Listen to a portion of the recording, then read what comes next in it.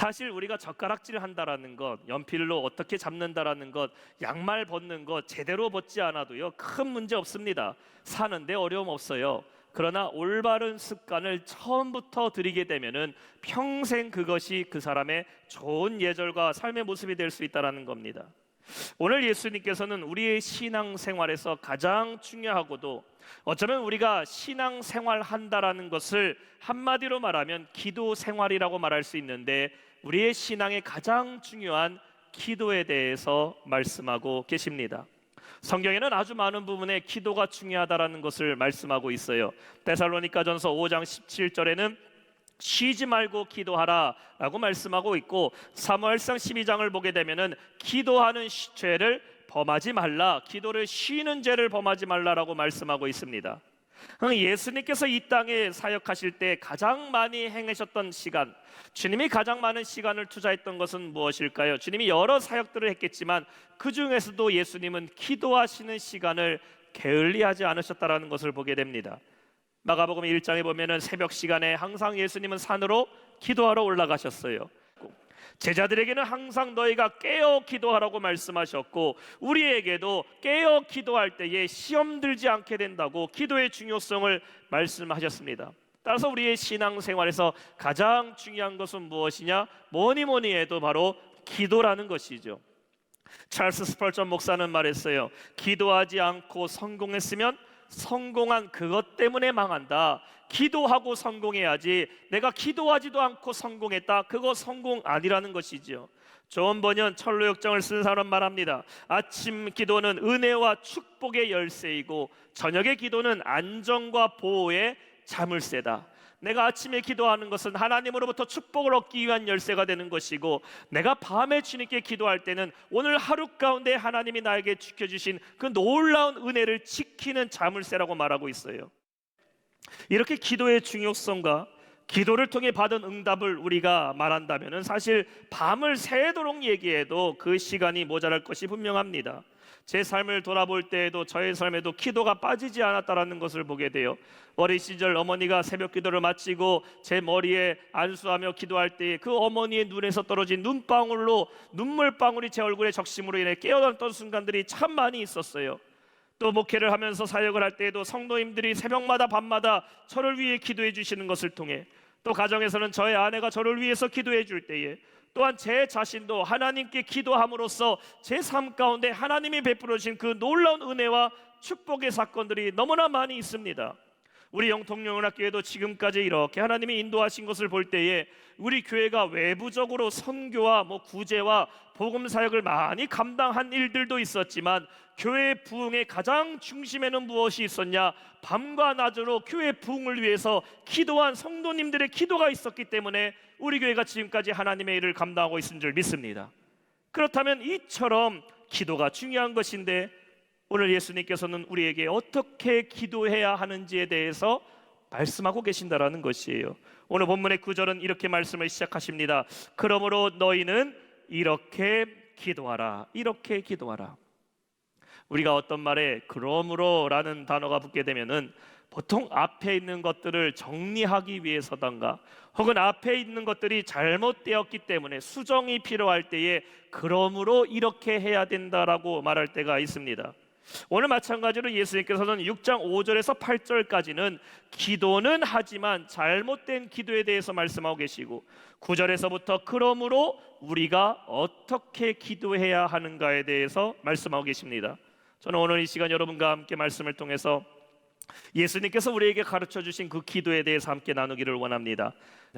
자, 그렇다면 우리가 어떻게 기도해야 할까요? 오늘 말씀의 첫 번째는 아버지께 기도하라입니다. 한번 따라합시다. 아버지께 기도하라.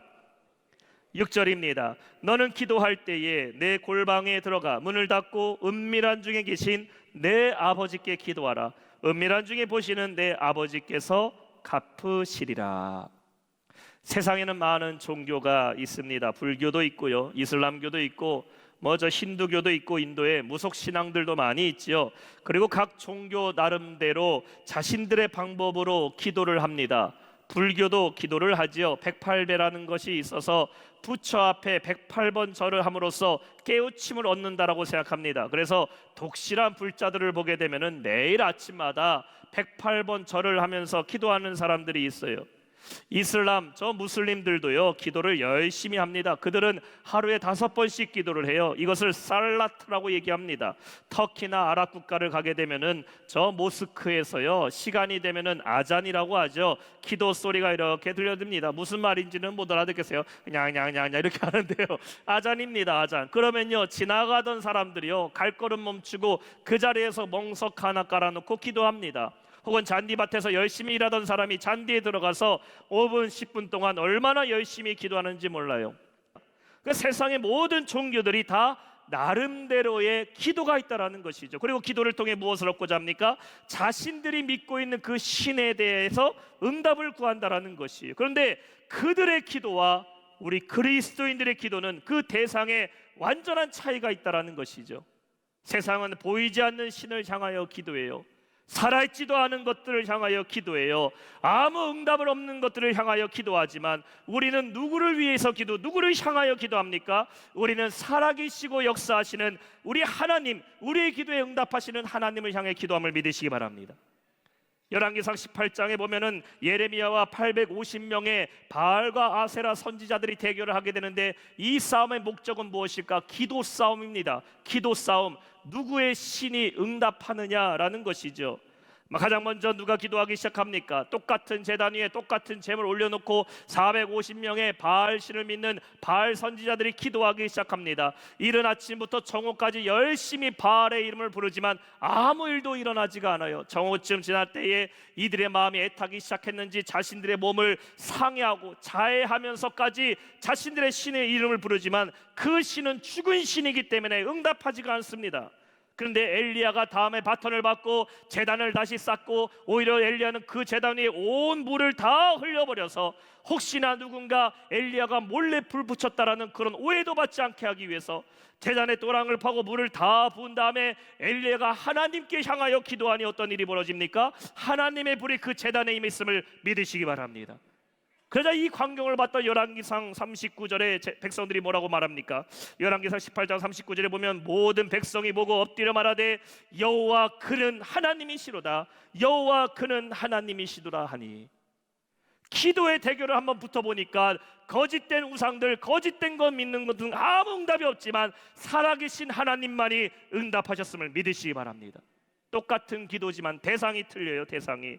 우리의 기도의 대상은 보이지 않는 하나님이 아니라 그 하나님은 지금도 역사하고 살아계시고 우리의 기도에 응답하시는 하나님이심을 믿으시기 바랍니다. 기도가 어려우신 분들은요 주기도문만 외우셔도 충분합니다. 여러분 성경책 보시면 십계명과 주기도문이 있죠. 기도가 어려우신 분들은요 주기도문만 하셔도 돼요. 왜냐하면 주기도문은 우리 예수님께서 가르쳐 주신 아주 기도의 정석이시기 때문입니다. 제가 이번에 신방 갔는데 연세가 96 되신 어르신 가정에서 신방을 하게 됐어요. 성도님 가정에서. 집사님이신데 연세가 많으시죠. 96이시니까. 근데 이 성도님 계신 곳에 소파에 보니까요 주기도문 이렇게 코팅해서 큰 글자로 갖고 계시더라고요. 날마다 아침마다 그 주기도문 읽으신대요. 아, 주기도문 읽으면요 머리도 맑아지는 것 같고 청명해지는 것 같고 기억도 자꾸 나는 것 같고 날마다 이 주기도문을 읽으신다고 말합니다. 기도가 어려우신 분들은요 어렵게 기도하실 필요 없어요. 이 주기도문 성경 뒤에 있는 거 그거만 열심히 읽으셔도 됩니다. 사실 우리가 주기도문 하나만 가지고도 몇 주 동안 함께 말씀을 나눌 수 있지만 우리는 오늘 예수님이 우리에게 가르쳐 주신 그 기도의 컨셉에 대해 전체적으로 함께 보기를 원해요. 가장 먼저 주님의 기도의 시작은 뭡니까? 하나님의 나라가 임해달라고 기도하고 있어요. 하나님의 이름이 거룩히 여김을 받으시며 10절에 하나님의 나라가 임하시며 뜻이 하늘에서 이루어진 것 같이 땅에서도 이루어졌소서. 하늘에서 이루어진 하나님의 뜻이 이제 내가 있는 이 땅에서도 이루어 주옵소서. 예수님의 겟세마네 동산에서 잡히시기 전에 기도하실 때 주님 어떻게 기도하셨어요? 누가복음 22장 4절에 보면은 말씀하고 계시죠. 이르시되 아버지여 만일 아버지의 뜻이거든 이 잔을 내게서 옮기시옵소서. 그러나 내 원대로, 내 뜻이 아니라 누구의 원대로? 아버지의 원대로 하옵소서. 예수님도 십자가의 고난 앞에서 두려우셨죠. 완전한 인간이신 예수님이 왜 고통을 모르시겠습니까? 아픔을 모르시겠어요? 예수님도 피하고 싶으면 피하고 싶으셨어요. 있다면, 피할 수 있다면. 근데 주님의 기도는 무엇입니까? 하나님, 내 뜻이 아니라 아버지의 뜻, Not my will, but your will be done. 하나님의 뜻대로 해달라고. 예수님의 입장에서 볼 때는 십자가의 고난을 안 지시는 게 유익한 겁니다. 편안한 거예요. 그러나 주님은 가시면류관 쓰시고 십자가에 달려 돌아가셨어요. 왜 그러냐? 하나님의 뜻을 이루어 드리는 것이, 주님이 십자가에서 죽으심을 말미암아 우리가 구원 얻게 되었고, 주님이 십자가의 죽으심을 말미암아 그 놀라운 성경의 대속의 역사를 주님께서 이루셨기 때문입니다. 여러분, 기도는요, 나의 뜻을 구하는 기도가 아니에요. 여러분, 하나님의 뜻을 구하는 기도하시기를 축원합니다. 내가 원하는 것을 구하는 기도가 아니라 하나님께서 원하시는 것이 나에게 이루어 달라고 기도해야 돼요. 그러면 하나님이 원하시는 것은 과연 무엇일까? 여러분을 향하신 하나님의 뜻은 무엇일까? 민수기 6장 24절 보면은 우리는 알 수 있습니다. 여호와는 내게 복을 주시고 너를 지키시기를 원하며. 예수님 초반에 말씀하셨어요. 너희는 너의 아버지께 기도해라. 아버지의 입장에서 자녀가요, 잘 되는 것이 부모의 마음 아닙니까? 악한 부모, 악한 아버지만 아니라면요, 그 어떤 아버지도, 그 어떤 부모도 내 자식만큼은 나보다 고생 덜 했으면 좋겠고, 내 자녀만큼은 돈 걱정, 세상 걱정 안 하고 살았으면 좋겠고, 내 자녀만큼은 나는 이만큼 성장했다도 내 자녀만큼은 더 위대하게 쓰임받는 것이 부모의 마음, 아버지의 마음입니다. 내가 기도하는 그 대상이 하나님 아버지라는 것을 믿는 성도는 아버지의 뜻이 나에게 가장 복되고 가장 옳은 길이라는 것을 신뢰한다라는 것이에요. 그래서 하나님이 하시는 일은 언제나 어떻다? 하나님이 하시는 일은 언제나 선하고 가장 완벽함을 여러분 믿으시길 바랍니다. 따라서 예수님 우리에게 어떻게 기도하고 말씀하고 있어요? 하나님의 뜻이 하늘에서 이루어진 것 같이 하나님의 그 뜻이 땅에 있는 우리에게도 이루어지길 원합니다라고 기도하고 말씀하는 것입니다. 사랑하는 성도 여러분, 여러분의 기도가 하나님의 뜻을 구하는 기도를 하시기를 축원합니다. 하나님의 뜻을 구하는 기도를 하기 위해서 가장 중요한 것은 내가 하나님을 전적으로 신뢰하는 것이 중요해요. 하나님의 뜻은 언제나 가장 옳은 것이고 하나님의 뜻은 언제나 우리에게 가장 복되다는 사실을 여러분 믿으시길 바랍니다. 우리 믿으시는 분들 크게 아멘 합시다. 아멘. 내가 바라고 원하는 뜻이 있죠. 그러나 언제나 하나님의 뜻이 내 안에 먼저 이루어지게 하여 주옵소서. 하나님의 뜻과 나의 뜻이 일치되게 하여 주옵소서. 그때의 우리 기도는 반드시 응답될 줄로 믿습니다. 하나님, 내 삶을 통하여 이루시고자 하는 것이 무엇입니까? 기도하세요. 하나님, 나의 자녀와 나의 생업토와 나의 인생의 앞으로의 비전 가운데 하나님의 뜻이 무엇입니까? 그리고 하나님의 뜻을 내 삶 가운데 이루어 주옵소서. 하나님의 뜻을 구하는 성도 되시기를 주님의 이름으로 축원합니다. 마지막 세 번째는 하나님의 영광을 위한 기도를 하라. 따라합시다. 하나님의 영광을 위한 기도를 하라. 우리 13절 말씀 한 목소리 한번 읽어보실까요? 13절 우리를 시작. 우리를 시험에 들게 하지 마시옵고 나라와 권세와 영광이 아버지께 영원히 있사옵나이다. 아멘. 종교개혁자 마르틴 루터는 그가 쓴 시편 강해의 서문에서 이렇게 말합니다. 선생님이 모본을 작성하여 학생들에게 부모님께 드리는 편지나 짧은 글을 어떻게 쓰는지 가르치듯이 하나님도 시편의 말씀을 통해 기도의 언어와 기도하는 방식을 미리 마련해 주셨다.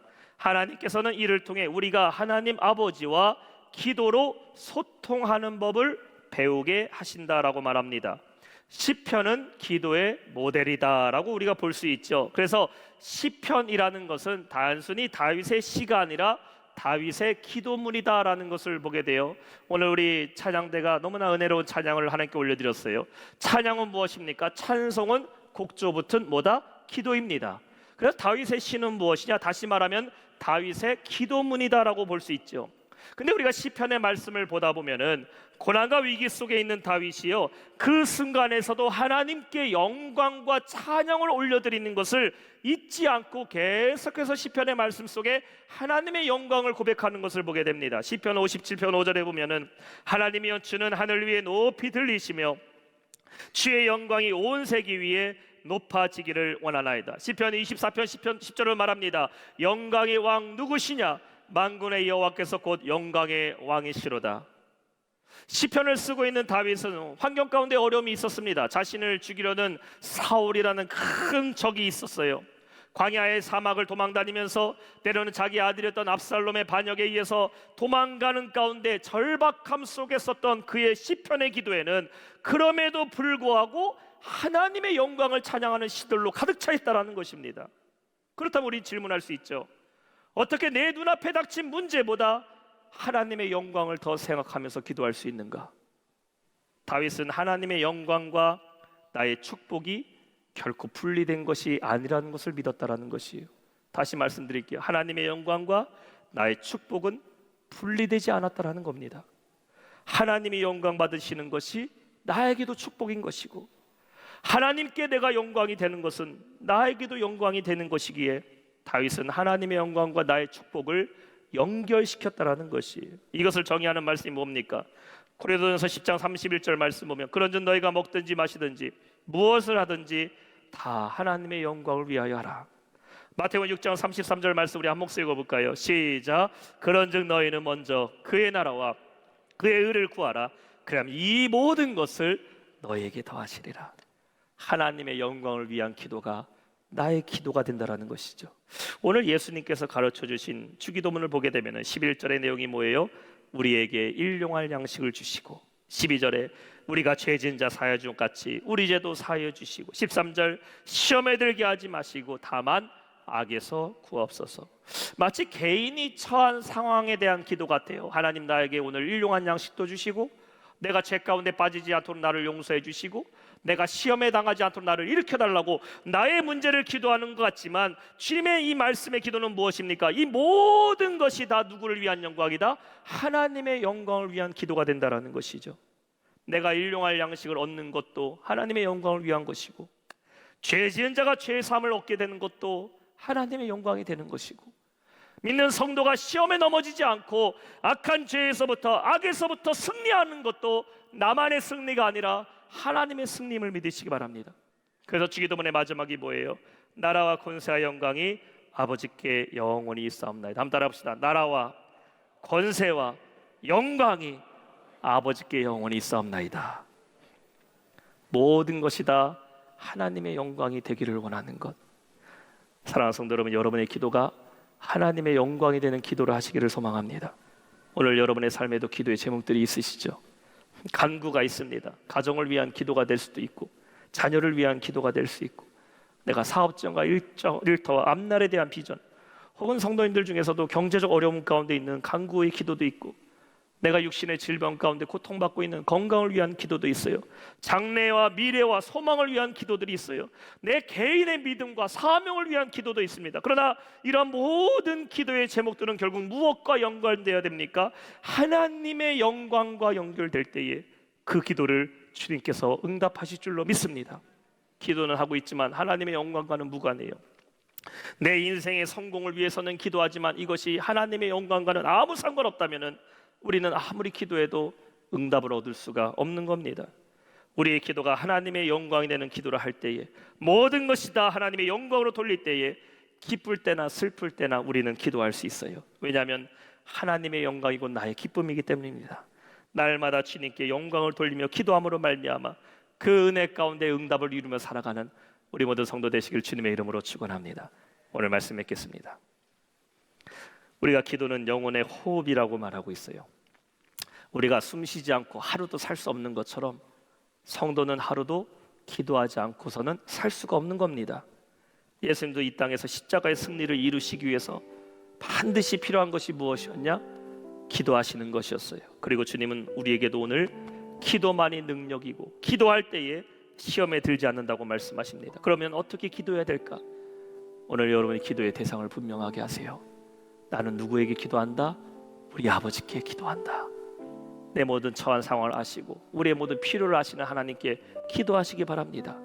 하나님께만 집중하세요. 기도하려고 무릎은 꿇었는데 자꾸 주변이 보이고 환경이 보이고 사람이 보이고 문제가 보이는 것은 기도를 방해하는 겁니다. 기도할 때는 아버지께만 집중하는 기도할 때 하나님이 여러분의 기도에 집중해 주실 줄 믿습니다.